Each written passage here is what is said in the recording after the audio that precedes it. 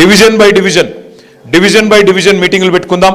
Division by division మనం ఒకసారి మంచిగా పార్టీ పరిస్థితి ఏందో అర్థం చేసుకుందాం. ఇప్పుడు శ్రీరామ్ నగర్లో విజయ్ వచ్చిండు, అట్లాగే ప్రతి డివిజన్లో మన నాయకులు ఉన్నారు. కొత్తగా డివిజన్లు మారినాయి.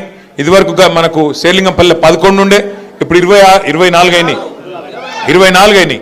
కాబట్టి డివిజన్ బై డివిజన్ కూర్చుందాం.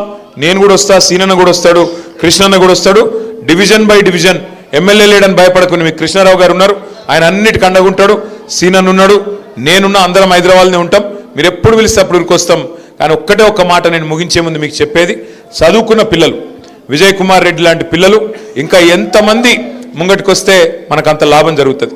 ముఖ్యంగా మా ఆడబిడ్డలతో నా ప్రార్థన, దయచేసి ఆలోచించి ఓటేయాలని మన వాళ్ళందరికీ చెప్పాలి.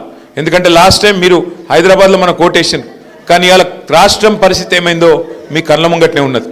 రాష్ట్రం మొత్తంలో ఇవాళ అన్ని వ్యాపారాలు డౌన్ అయినాయి, అన్ని వాణిజ్య సంస్థలు డౌన్ అయినాయి, కొత్త కొలువులు వచ్చింది లేదు, ఉన్నాయి పోయే పరిస్థితి ఉన్నది. శాంతి భద్రతలు కూడా అక్కడ చక్కగా లేవు.